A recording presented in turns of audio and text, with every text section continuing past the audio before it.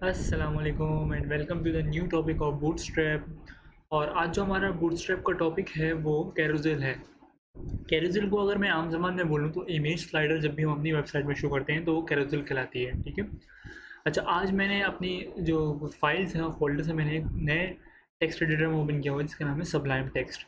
इसको आप गूगल पे जाके सबलाइम टेक्स्ट लिखें, डाउनलोड करें और जो डिफ़ॉल्ट इसकी सेटिंग्स हैं उनके साथ आप इसको इंस्टॉल कर सकते हैं।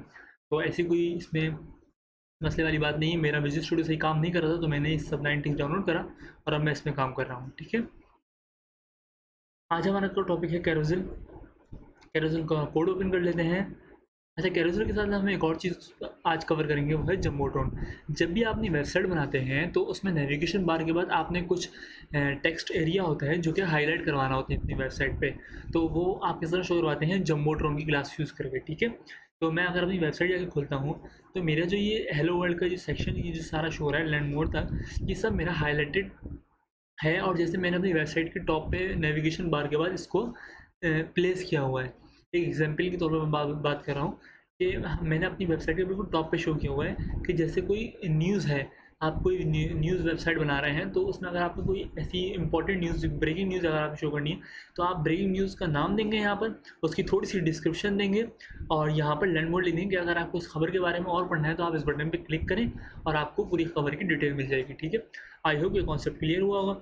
अच्छा, जम्बो ड्रोन की जब हम बात करते हैं तो इस तरह हमें पता है कंटेनर में दो क्लासेस होती हैं, कंटेनर और कंटेनर फ्लोट। इसी तरह जम्बो ड्रोन में भी दो क्लासेस होती हैं, जम्बो ड्रोन और जम्बो ड्रोन फ्लोट। जम्बो ड्रोन फ्लोट और जम्बो ड्रोन में क्या फ़र्क है? अगर मैं यहाँ पर बीजी प्राइमरी करता हूँ तो मेरे जो आप कॉर्नर देख रहे हैं कि थोड़े से राउंडेड हैं साइडों से। ठीक है। तो अगर मैं इनको हटाना चाहूँ और मैं चाहूँ कि मेरा जो बैकग्राउंड, जो मेरे बॉर्डर हैं वो बिल्कुल सीधे हो जाएं और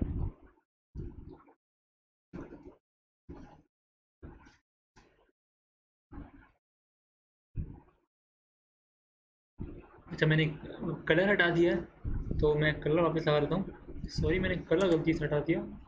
बीजी प्राइमरी। ठीक है। मैं तो कंट्रोल सेव करता हूँ, कंट्रोल आर करके इसको वापस करते हैं तो आप देखें हमारी जो बॉर्डर्स हैं वो सब बिल्कुल सीधे हो चुके हैं और हमारी जो जम्बो ड्रोन के अंदर की पैडिंग थी वो भी सारी क्लोज हो चुकी है। ठीक है।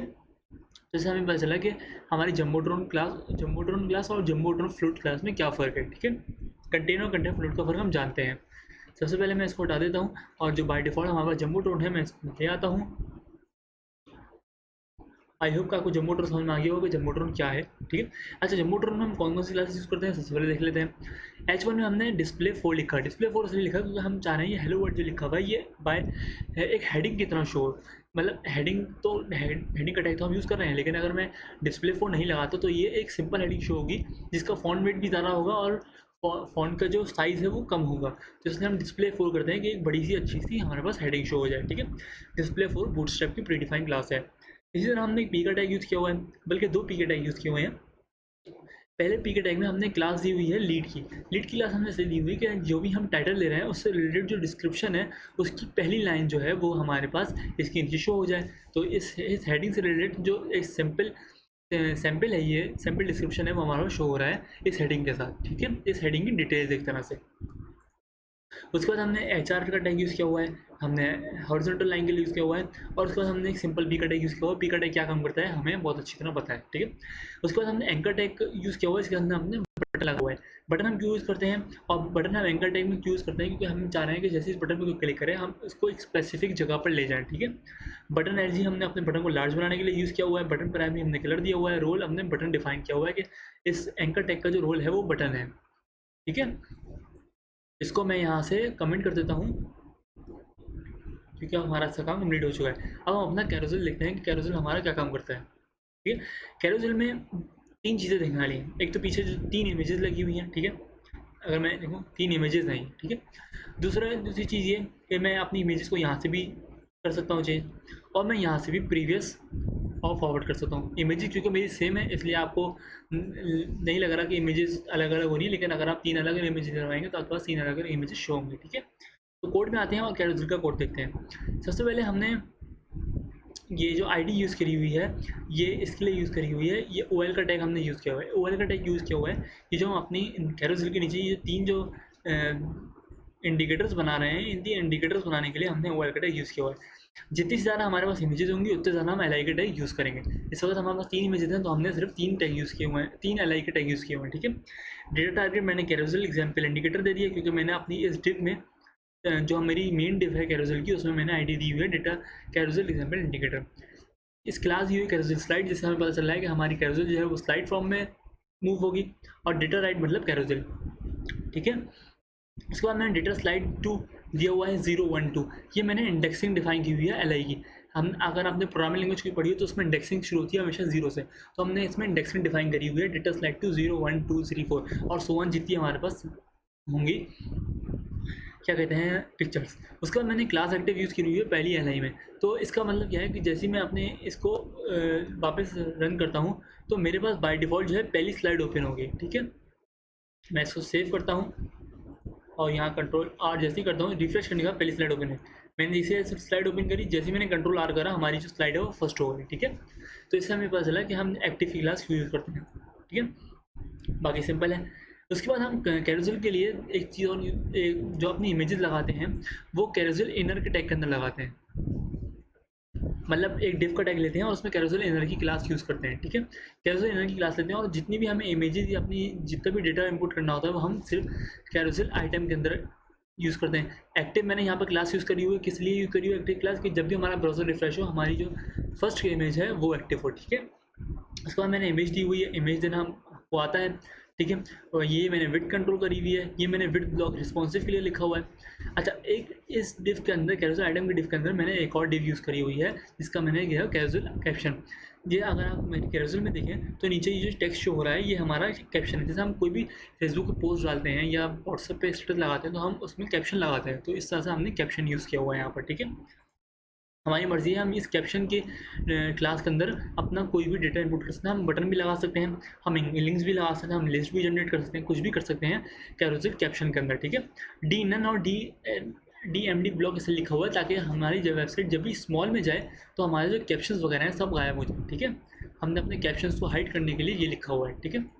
आई होप कि आपको समझ में आया हो कि हमने ये डी नन और DMD ब्लॉक क्यों यूज़ किया हुआ है, की क्लास क्यों यूज़ की हुई है, ठीक है। उसके अंदर मैंने ये लगाया और मैंने ये वाली डिव जो है यहाँ पर क्लोज कर दी, ठीक है। मेरी कैरोसेल कैप्शन की डिव यहाँ पर क्लोज हो गई और ये कैरोसेल आइटम की यहाँ पर डिव क्लोज हो गई, ठीक है।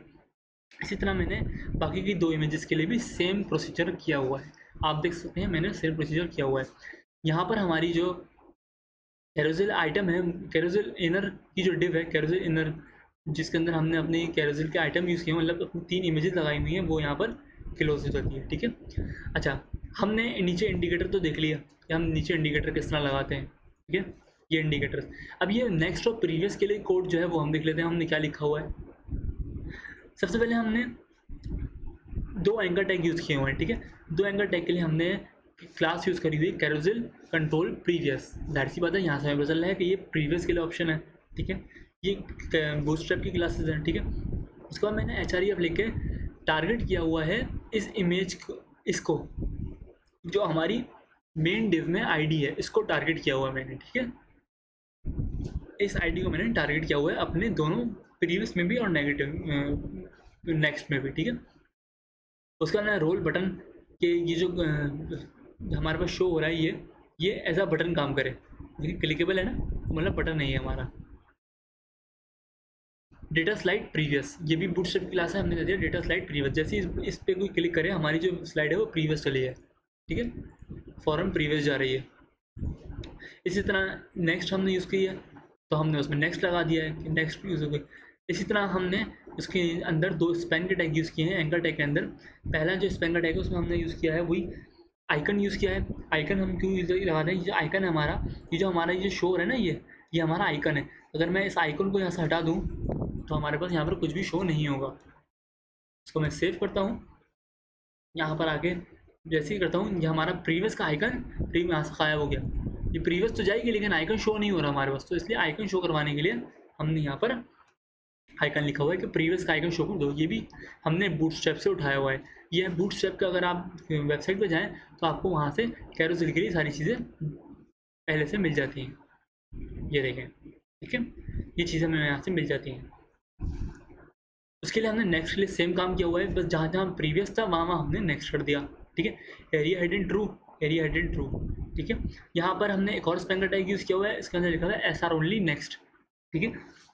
एस आर ओनली का क्या मतलब है, अगर मैं इस क्लास को यहाँ से रिमूव कर दूँ, नेक्स्ट के लिए मैंने क्लास को रिमूव कर दिया, सॉरी मैंने सेव नहीं करा, तो सेव कर देता हूँ मैं, और यहाँ पर आके तो ये देखिए यहाँ पर नेक्स्ट लिखा हुआ शो हो रहा है। तो इसको हमने यहाँ से हटाने के लिए, ताकि हमारे पास नेक्स्ट शो ना हो, हमने एक क्लास यूज़ करी हुई है एस आर ओनली, ठीक है, ताकि हमारा जो नेक्स्ट है ये हाइड हो जाए। इस पेन में तो हमने बता दिया कि इसका काम है नेक्स्ट करना, लेकिन उसको यूज़र से हाइड कर दिया हमने, ठीक है। आई होप ये भी आपको क्लियर हो गया होगा। ये हमारा छोटा टॉपिक था जम्बो ड्रोन का और कैरोसेल का।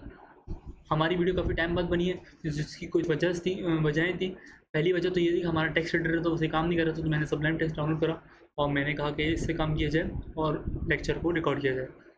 आई होप आपको क्लियर हुआ होगा। हमारे बूटस्ट्रैप के जो टॉपिक्स रह गए हैं वो हम देख लेते हैं।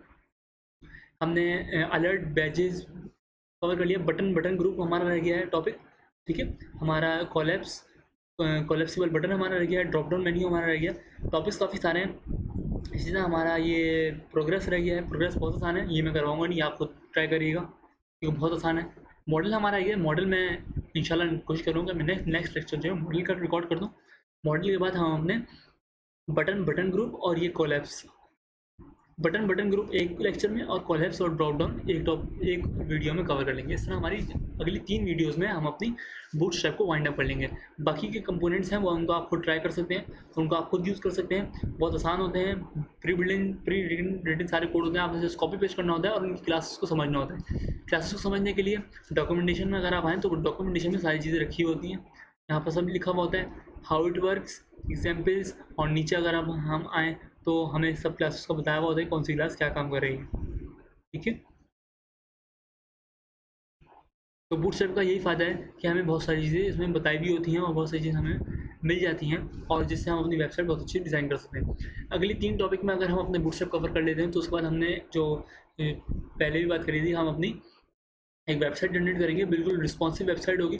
और मैं पूरी जो वेबसाइट होगी वो प्री रिटन कोड नहीं होगी, मैं पूरा जो कोड है वो आपके सामने बैठ कर राइट करूँगा ताकि आपको और ज़्यादा चीज़ें क्लियर हो, ठीक है। ये हमारा उसका फोल्डर है, इसके अंदर अभी बहुत सारी चीज़ें ऐड करनी है, ठीक है। इसके अंदर मैंने 2 पेज तो ऐड कर दिए हैं, लेकिन इसके अंदर कोडिंग अभी कोई नहीं है, कोडिंग मैं आपके सामने ही पुट करूँगा इसमें, ठीक है। Thank you so much for today, Allah हाफिज़।